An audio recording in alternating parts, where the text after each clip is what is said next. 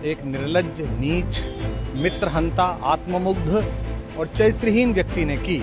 उसके प्रति तो क्या संवेदना। दिल्ली को उससे मुक्ति मिली और मैं ये जानता हूं कि अब जो आम आदमी पार्टी में लोग बच गए थे सत्ता के लोभ में, लालच में, पदों के लिए, उस पैसे के चक्कर में, वे सब भी अब वापस जाएंगे, लौटेंगे, कुछ अपने व्यवसायों में लौटेंगे, कुछ पार्टियों में चले जाएंगे।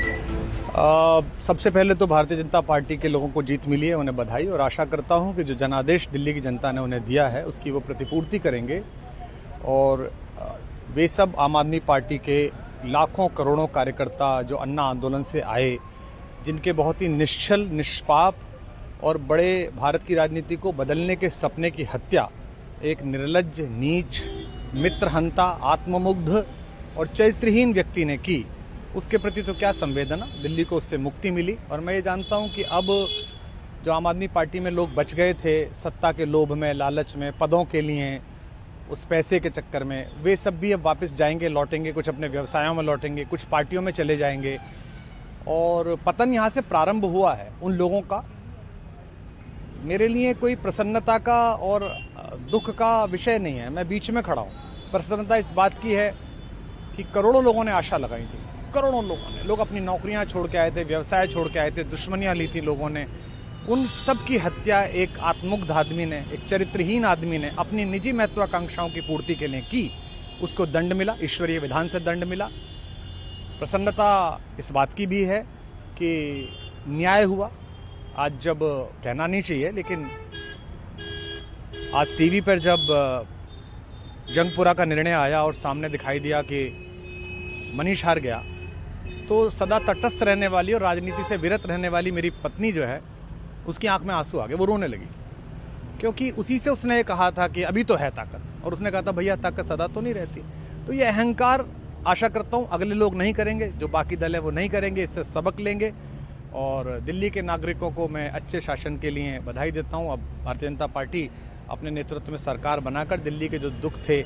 पिछले 10 वर्ष के उन्हें दूर करे। और आम आदमी पार्टी के समस्त कार्यकर्ताओं को कहता हूं कि आपने जिस किसी भी लोभ लालच में, सब कुछ जानते हुए एक ऐसे व्यक्ति के समर्थन में काम किया जिसने अपने मित्रों की पीठ में झुरा घोंपा, गुरु को धोखा दिया, अपने साथ कंधे से कंधा मिला के लड़ने वाली महिलाओं को अपने घर लाके पिटवाया, अपनी निजी सुख और साधन के लिए जनता का पैसा खर्च किया, अब उससे आशा लगानी छोड़ें, अब बाहर निकलें, अपना अपना जीवन देखें। मुझे राघवेंद्र सरकार राम की कृपा मिली, जिनका ये घर है, जिनकी कृपा से मैं यहाँ खड़ा हूँ। मुझ पर कृष्ण कृपा हुई कि मैं इस निर्लज्ज सर्कस से बाहर आ सका। मैं उन सब से भी अच्छे भविष्य की कामना करता हूँ कि वो कोई गंदगी ना फैलाएं कहीं भी, वो लौट जाएं अपने शिविरों में। जिस तरह माधव को, कृष्ण को दूत देख कर भी भरी सभा में अट्टहास करने वाला दुर्योधन जो ये कहता था सुचिग्रम नैव दास्यामि बिना युद्धे न केशवः, बिना युद्ध के 5 गांव भी नहीं दूंगा, आज वो अपनी सीटों के लिए तरस रहा है।